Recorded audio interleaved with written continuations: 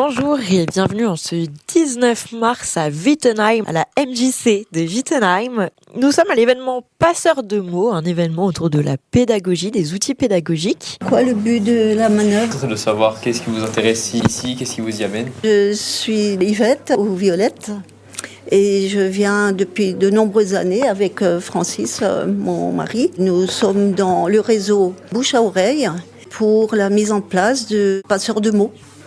Donc ce forum qui est à l'attention des professionnels qui s'occupent des enfants. Et donc pour leur donner des pistes, pour leur donner des contacts, pour leur donner envie d'animer correctement les ateliers. Et pour les enfants qu'ils ont en charge. Et donc, comme dit, nous, ça fait des années qu'on vient.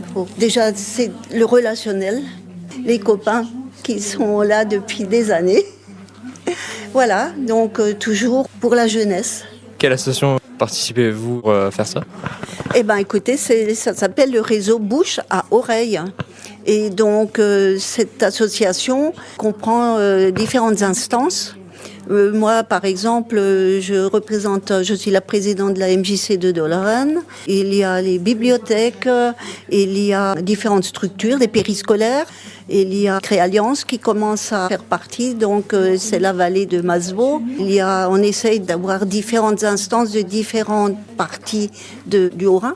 Et puis voilà, donc nous avons des réunions régulières. Puis voilà, le jour J est arrivé, c'est passeur de mots, voilà. Est-ce que tout cela vous intéresse énormément? Vous adorez ça? Écoutez, j'étais enseignante, j'étais institutrice pendant 30 ans au moins au Coteau à Mulhouse. Et donc, comme dit, je suis présidente de la MJC de Dollaren.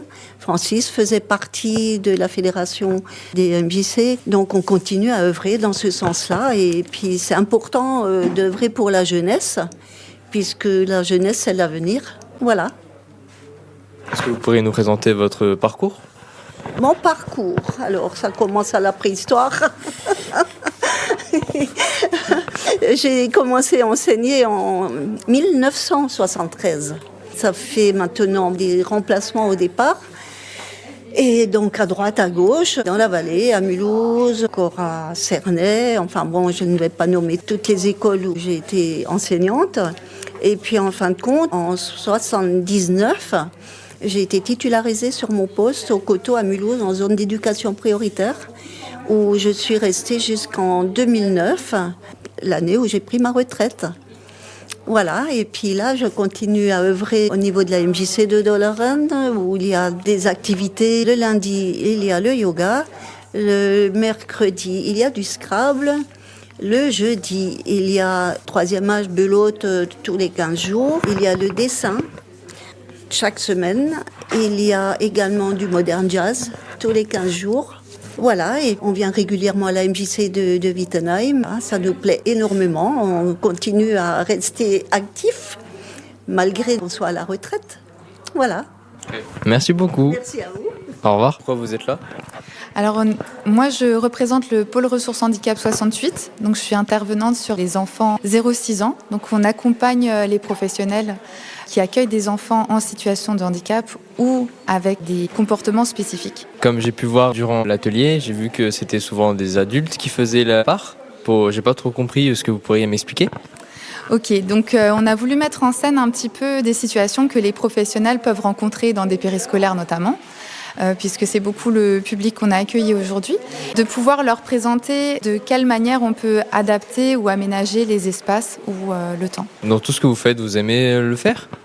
Oui, alors le pôle ressources handicap a vu le jour le 6 janvier, donc c'est tout récent. Et là, c'est notre première intervention, notre premier événement auprès de public, donc accompagnant d'enfants. Très enrichissant parce qu'on a vu de beaux retours. Vous êtes dans une association particulière? Alors en fait, le PRH 68 est né d'un appel à projet de la CAF. Et c'est 3 associations qui se sont mises ensemble pour pouvoir créer ce PRH. Donc il y a l'association ADAPI Papillon Blanc, Saint-Clair qui porte le projet Au fil de la vie. C'est super intéressant, merci beaucoup. Est-ce que vous pourriez vous présenter? Donc moi je suis Laetitia Prax, je suis éducatrice de jeunes enfants. J'ai travaillé pendant 10 ans auprès d'enfants avec autisme et 4 ans et demi en tant que référente technique de la microcrèche La Colline aux Papillons, qui accueille des enfants en situation de handicap et des enfants qui n'ont pas de handicap, mais dans la mixité. Pour vous contacter, on peut vous contacter par où? Alors on a nos petits flyers, donc on a un numéro guichet unique, on a une adresse mail aussi et on peut nous retrouver sur LinkedIn. Ok, merci beaucoup. Bonjour.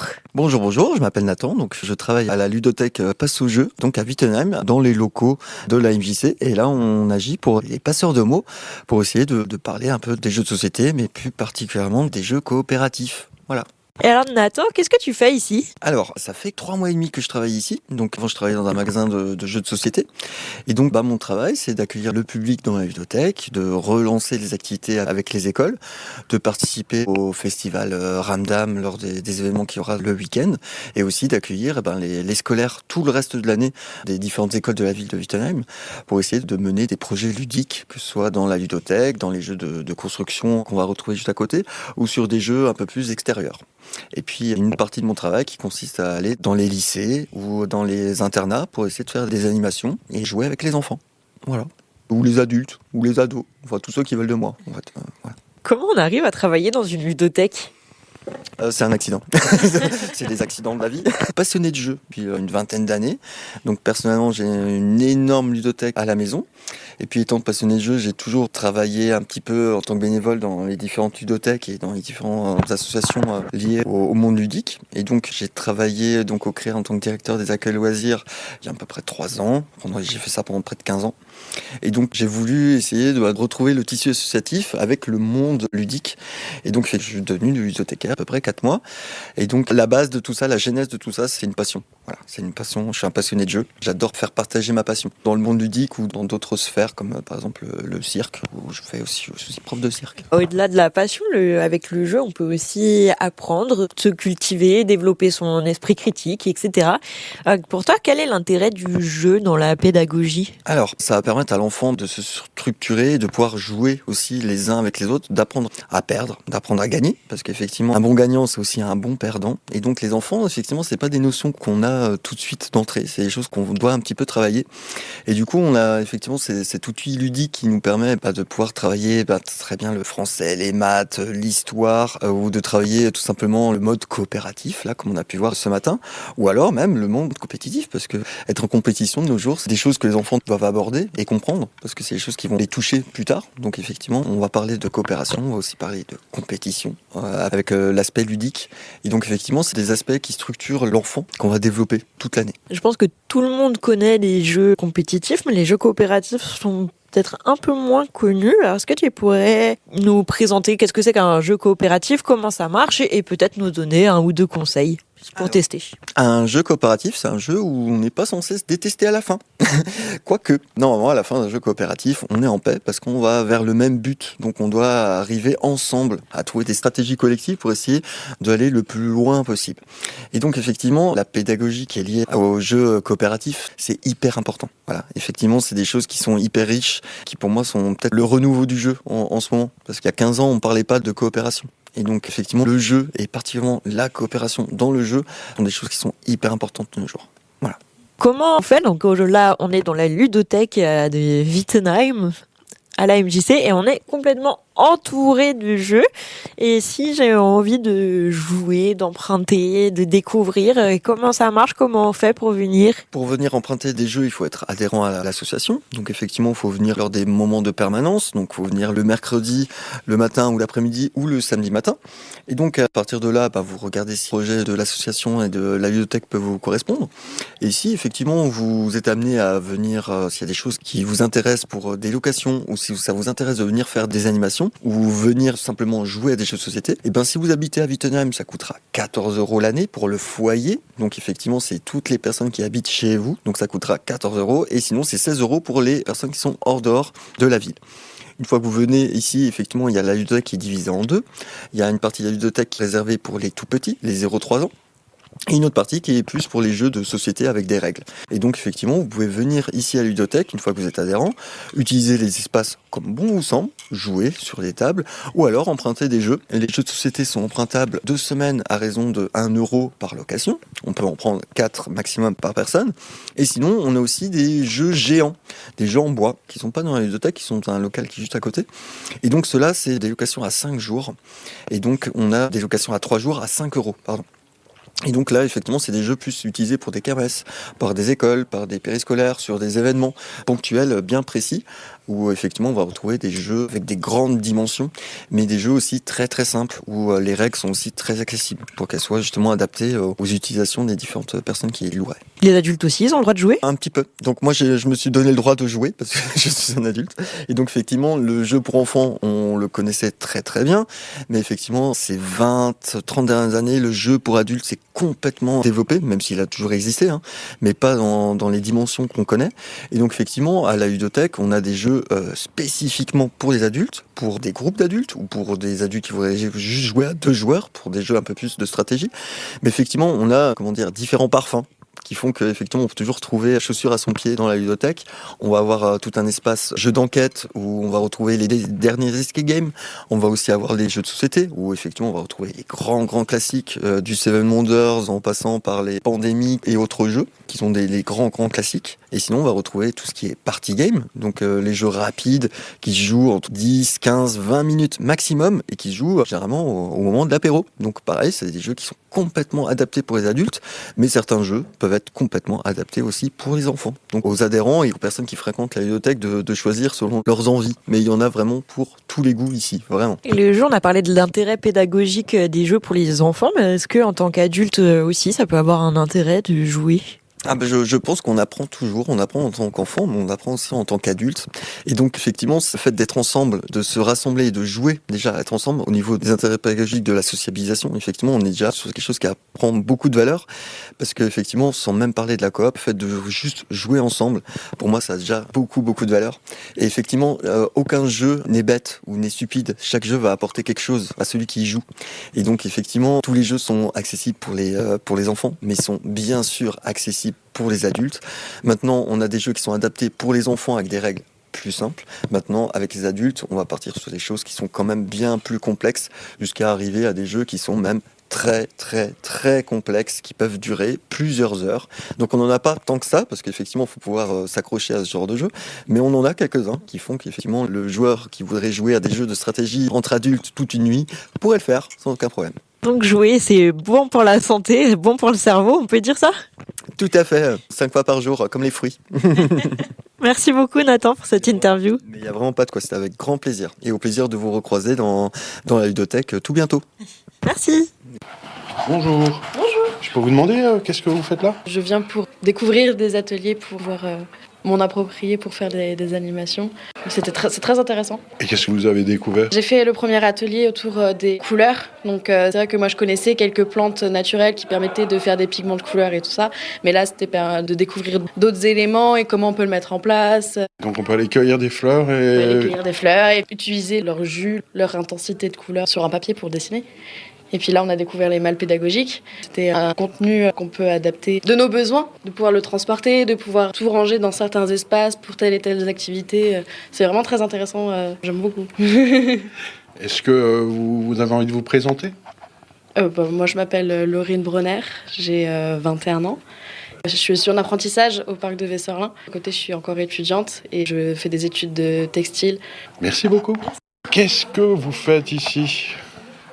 Nous présentons le projet malles pédagogique que nous avons mis en place sur le périscolaire de Souls, les coins des copains. Malles pédagogiques.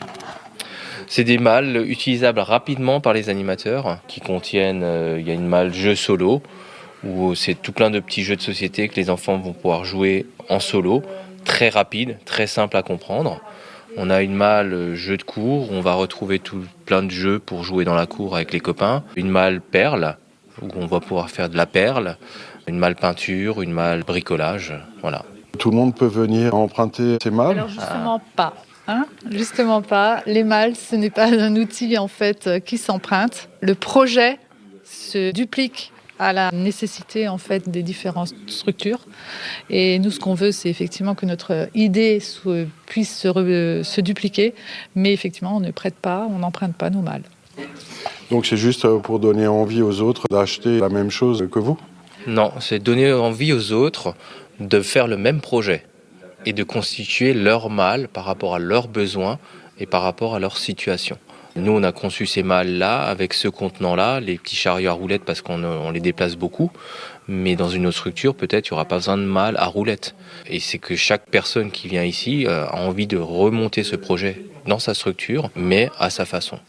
Le projet de départ, en fait, c'est quand même un projet qui est né d'animateurs qui arrivaient dans notre structure, qui avaient des petits contrats, qui venaient en remplacement.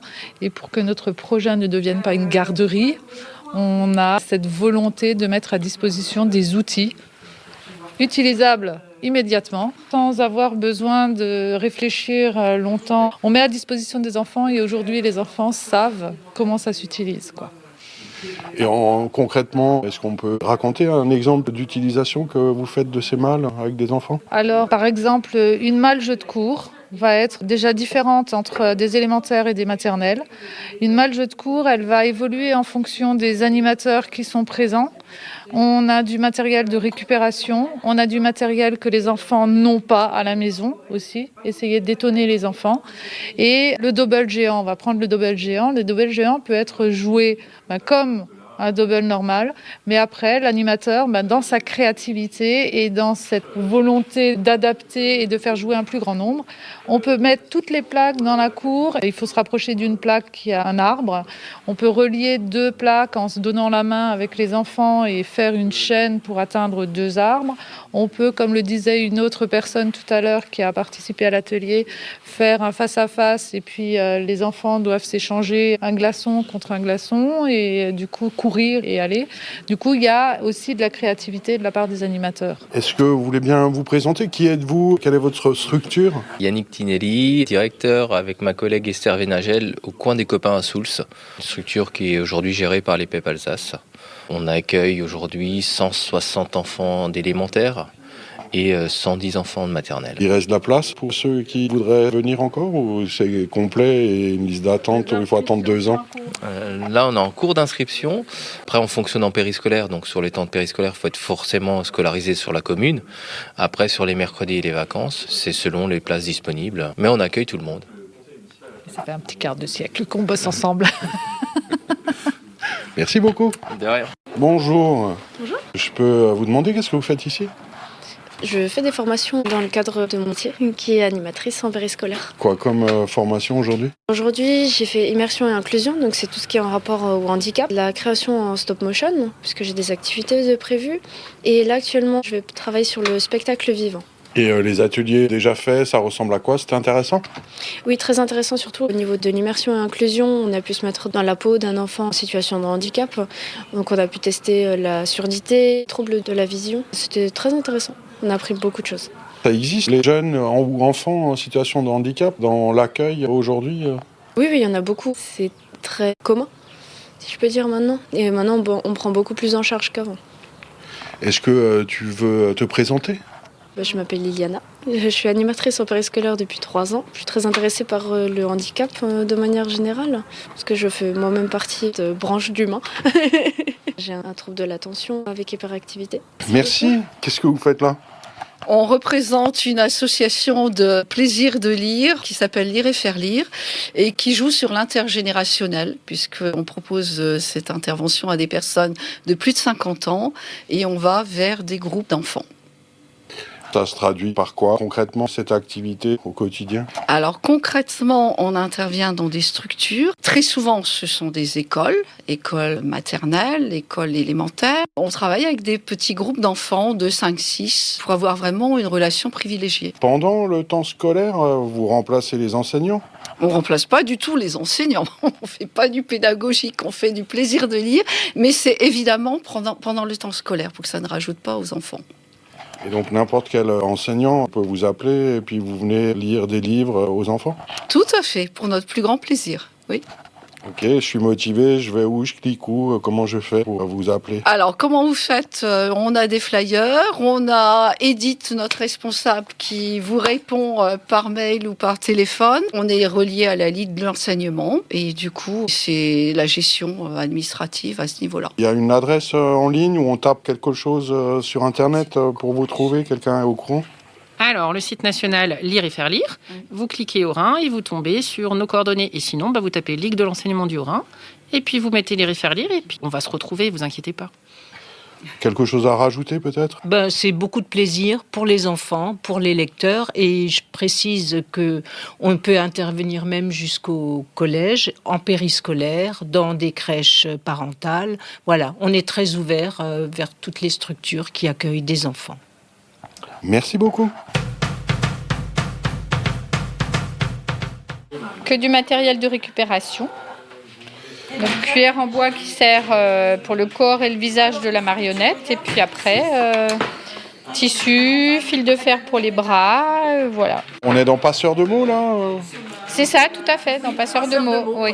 Ok, donc tous les animateurs tristes peuvent venir apprendre avec vous à faire des marionnettes, Exactement, donc nous sommes plusieurs personnes à faire des ateliers, et puis les animateurs, animatrices intéressés viennent participer, apprendre des choses, et nous apprendre aussi parfois des choses en discutant. C'est ça ce qui est bien, c'est les échanges. Ouais. Le partage, l'échange. Voilà, exactement. Qui est motivé par ce genre d'atelier? Enfin, il y a un public précis, il y a des gens qui s'intéressent plus que d'autres à ça?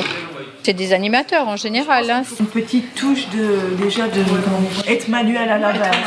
Oui, bon, après ça dépend des ateliers. Ouais, être créatif, activité, parce que mais après, comme on dit, les enfants, quand ils apprennent, ils n'ont pas forcément cette touche créative. Donc c'est des choses qui sont à la portée de tous, quand même si on n'a pas ce petit côté créatif.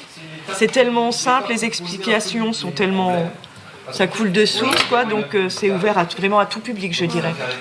Et on peut donner aux enfants l'amour de revenir sur tout ce qui est créatif, la récupération, de ne pas toujours acheter les choses, les jouets neufs, voilà, de fabriquer soi-même. Il faut quand même qu'ils volent une cuillère en bois à leurs parents.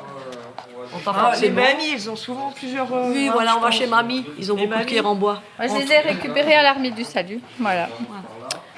Et est-ce que vous voulez bien vous présenter? Qui êtes-vous? Moi, je suis Sabine Schwarzentrubert, animatrice à la retraite. Je continue à faire des ateliers lors de Ramdam notamment, et à la MJC ou dans des structures, dans des écoles. Donc toujours en art plat, beaucoup autour du tissu, des marionnettes, voilà. Merci beaucoup. Mais je vous en prie. Que se passe-t-il donc ici? On propose de faire une recette de pâte à modeler. Une pâte à modeler avec des ingrédients peu coûteux et des ingrédients qu'on trouve facilement dans les placards. Qu'on peut faire avec les petits, de 3 à 5 ans par exemple. Les plus grands aussi aiment bien faire. Mais voilà, c'était l'idée de proposer une recette rapidement faite pour l'utiliser facilement avec les enfants. Et après, on peut la manger aussi? On peut la goûter. Si tu veux la goûter, Jean-Luc, je te propose un petit bout. Mais vu la dose de sel qu'il y a à l'intérieur, je pense qu'on goûtera qu'une fois. Mais c'est l'idée aussi de proposer une recette comestible parce qu'on sait que les petits mettent tout à la bouche. Donc pourquoi pas leur permettre de mettre à la bouche sans qu'il y ait de danger, sans qu'il y ait de produits cracra à l'intérieur. Et donc la recette de la pâte à modeler à la mode du Moulin Nature, c'est quoi? Alors, la recette de la pâte à modeler à la mode du Moulin Nature, c'est un peu de farine, 3 pots, un peu de sel, du bicarbonate, pareil, un pot de bicarbonate, un pot d'eau et 2 cuillères à soupe d'huile d'olive. Après, on malaxe, on essaye et on rajoute soit un peu d'huile, soit un peu d'eau ou un peu de farine en fonction de la consistance de la pâte. Bon, ça a l'air plutôt sympathique. Est-ce que quelqu'un veut raconter comment ça se passe parmi vous? C'est très sensoriel. On a le droit de toucher, on a le droit de se remettre partout. C'est très rigolo. Avant, on a fabriqué du slime. Alors ça, c'est vraiment... je sais pas si c'est une marque, le slime. En fait, c'est rigolo parce que c'est une texture où on n'arrive pas vraiment à définir ce qui se passe. On peut plonger la main dedans très doucement ou on peut...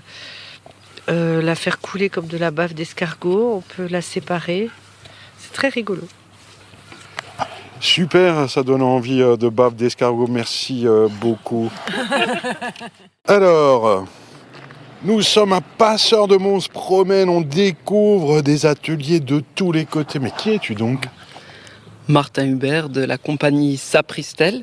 Je fabrique des marionnettes avec ce que je ramasse en forêt ou le long des cours d'eau, des créatures que j'appelle les Sapristel. Un atelier aujourd'hui à passeur de mots à la MJC de Wittenheim, ça consiste en quoi ? Qu'est-ce que tu transmets ? Alors j'apprends aux gens, du coup, comme je le disais, à créer des personnages à partir de tout un tas de racines, de bois flottés, d'écorces, de lichen ou d'os que je ramène.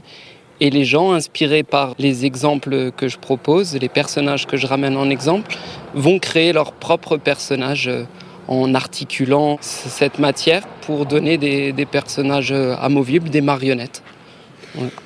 Donc, en gros, quand on va se promener en forêt, en montagne, à la campagne, on pense marionnette à construire, on constitue son petit stock, puis ensuite on fait appel à toi ou on t'appelle pour voir qu'est-ce qu'on peut faire avec. Oui, c'est ça, ouais. Du coup, c'est vraiment une invitation à avoir un petit plus au cours des balades. On modifie son regard et on repère des bouts de bois qui pourraient être transformés pour devenir des personnages presque vivants. Et donc, moi, quand on me demande d'intervenir, je ramène tout le matériel nécessaire aux ateliers. Mais c'est sûr que c'est un plus si les participants à l'atelier ont en amont fait la démarche d'aller ramasser des bouts de bois pour faire le lien avec la nature près de chez eux. C'est vraiment ça le fond. Alors, mais une fois qu'on a construit des marionnettes naturelles, il faut des histoires, raconter qu'est-ce qu'on fait, comment on les trouve, qu'est-ce que tu proposes ?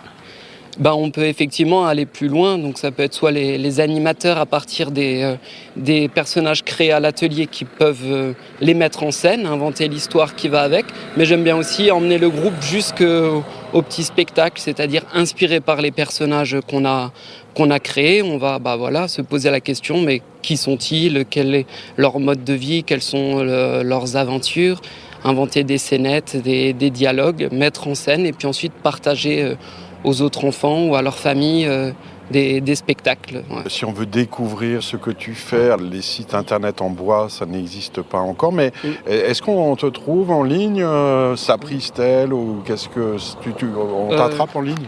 On peut effectivement trouver le site des Sapristel, donc E2LES à la fin, comme Sapristi E2LES. J'ai pas de Facebook, mais ce site. Et à savoir que prochainement, je jouerai à Ramdam. Vous pourrez me retrouver en atelier à la foire Éco-Bio, à la fête de la Chouette, à la Maison de la Nature du Sungo, par exemple. Voilà. Plein de rendez-vous avec Sapristel. Merci beaucoup. Bien, merci.